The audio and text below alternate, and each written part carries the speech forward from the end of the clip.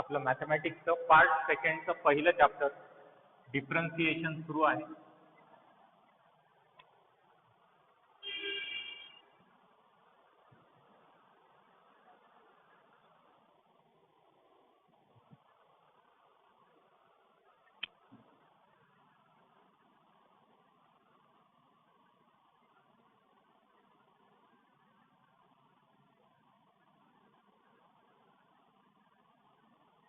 Part सेकंडचा पहिला chapter differentiation सुरू आहे. या चॅप्टरमध्ये आतापर्यंत आपण पहिली थेरम घेतल्या, त्या थेरमला आपण चेन रूल सुद्धा म्हणू शकता, आणि एक एक्झाम्पलही घेतल्या त्या थेरमवर, आणि जनरल वेनं पण ते प्रॉब्लेम सॉल्व्ह केल्या, थेरमच्या पद्धतीने सॉल्व्ह केल्या. अजून एक दोन एक्झाम्पल घेऊ आपण, म्हणजे तुम्हाला जनरल मेथड आणि चेन रूल मेथडमध्ये जे फरक आहे ते चांगल्या पद्धतीनं समजून येईल. मी जे एक्झाम्पल घेतलो माझ्या मनावर घेतलं होतं, टेक्स्टबुकमधून एक दोन सॉल्व्ड एक्झाम्पल्स आपण सॉल्व्ह करू. मेन क्वेश्चन आहे differentiate the following functions with respect to x. Differentiate the following function, differentiate the following function with respect to x.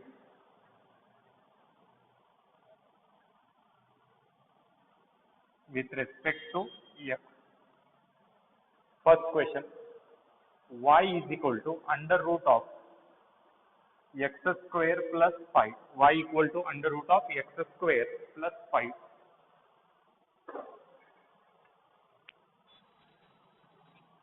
हे व्हॅल्यू गिवन आहे. y is equal to under root of x square plus 5. तुम्हाला तर chain rule काय आहे माहीतच आहे. y is a function of u राहील आणि u is a function of x,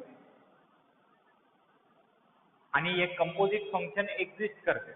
u is a function of x जेव्हा म्हणता तुम्ही याला g of x म्हणू शकता. दोन वेगवेगळे फंक्शन, y u वर डिपेंड आहे आणि u x वर डिपेंड आहे, आणि यांचं कंपोजिट फंक्शन एक्झिस्ट करते, y equal to f of g of x. ते कंपोजिट फंक्शन डिफरेन्शिएबल आहे, आणि जर असेल तर आपल्याला dy बाय dx या व्हॅल्यूला dy by du into du by dx लिहिता येते. मी आता याला u मध्ये y equal to directly function of x दिलं, याला इंटरमिडिएट टर्म u आणतो. Let u is equal to x square plus 5. u काय होईल, x स्क्वेअर प्लस 5 जर मी पुट केलो तर काय होईल, y equal to root u. y equal to होईल रूट u, आणि u काय आहे x स्क्वेअर प्लस 5. मी आता या टर्मला differentiate with respect to u करतो बाय द चेन रूल. मला फॉर्म्युला काय आहे, we have dy by dx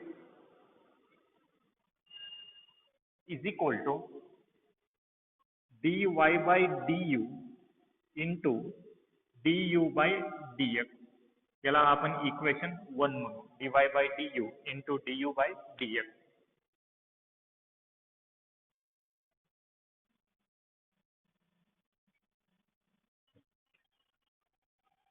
y equal to root u आहे.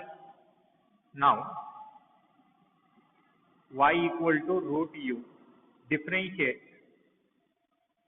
With respect to u.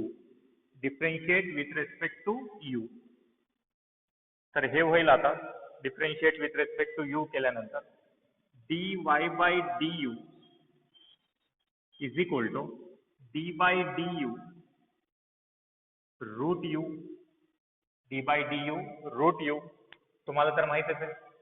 Derivative of root x, derivative of root x येईल 1/2 route x. Formula दिलेलाच आहे.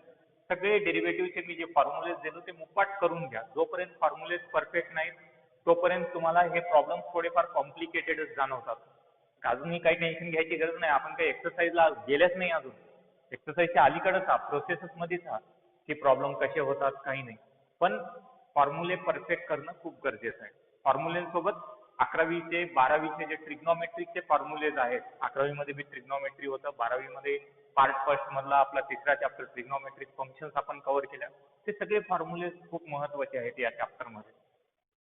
Derivative of root X येते 1/2 root X. Similarly root U चा derivative with respect to U ते होईल 1/2 root U आणि मधल्या U चा derivative with respect to U 1 येईल. जसं एक्स चा derivative with respect to X, similarly U चा derivative with respect to U 1. हे झालं dy/du. But what is u? बट u is equal to x² plus 5. समोर जाऊन आपल्याला du/dx काढायचं. u कोणावर डिपेंड करायला? x वर डिपेंड करायला.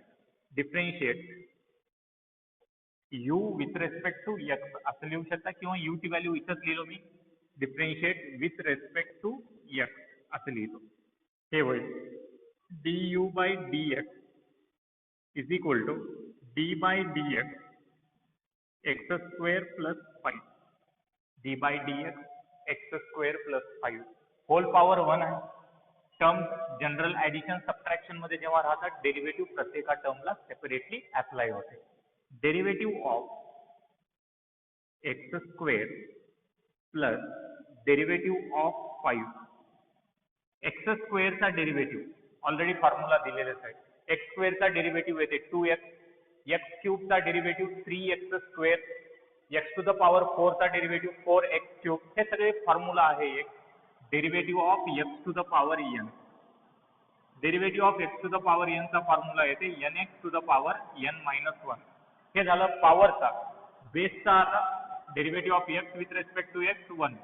जेव्हा x राहते सिंपल टर्म राहते त्याचा डेरिव्हेटिव्ह 1 येते. ते मल्टिप्लिकेशन मध्ये लिहायची गरज नाही. या फॉर्म्युलेच्या अकॉर्डिंगली x² चा डेरिव्हेटिव्ह येते 2x आणि 5 being सेपरेट कॉन्स्टंट. सेपरेट कॉन्स्टंटचा डेरिव्हेटिव्ह 0. हे होईल du/dx is equal to 2x.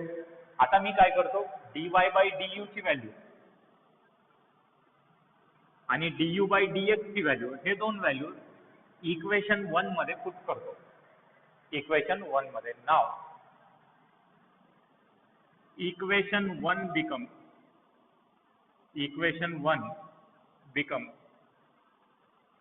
dy/dx is equal to dy/du.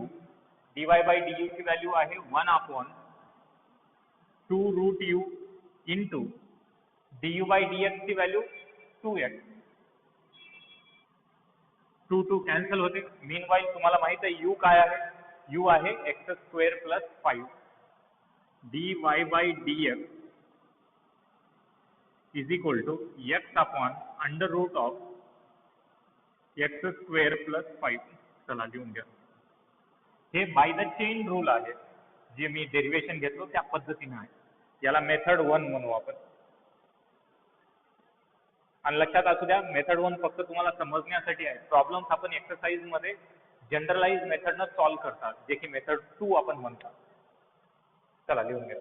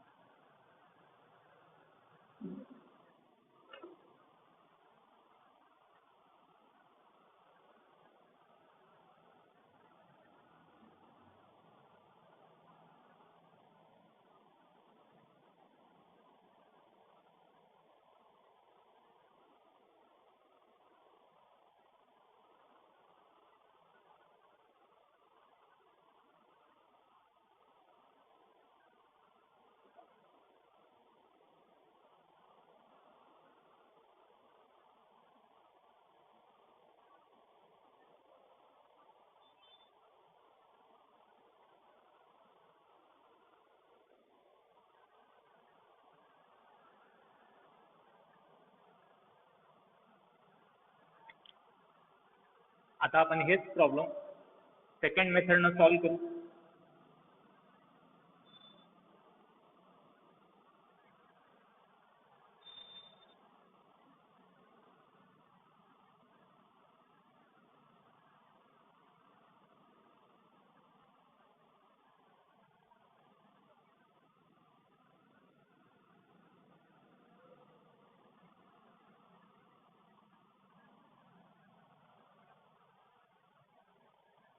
Given under root of x square plus 5 y ची व्हॅल्यू आहे.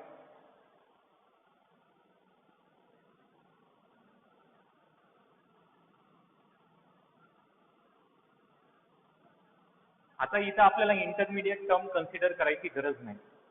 तुम्हाला काही कंपोजिट फंक्शनचे डायरेक्टली मी फॉर्म्युला दिलो.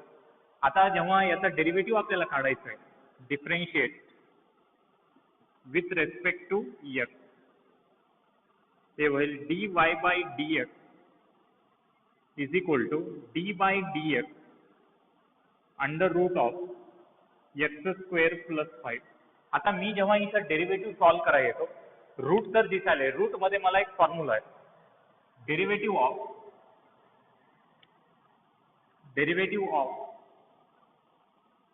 रूट एक्सचा डेरिव्हेटिव्ह येते 1/2 रूट एक्स.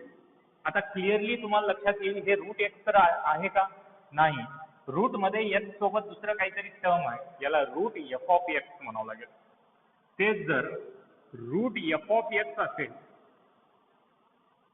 त्याचा डेरिव्हेटिव्ह येते 1/2 under root f of x into derivative of f of x. लक्षात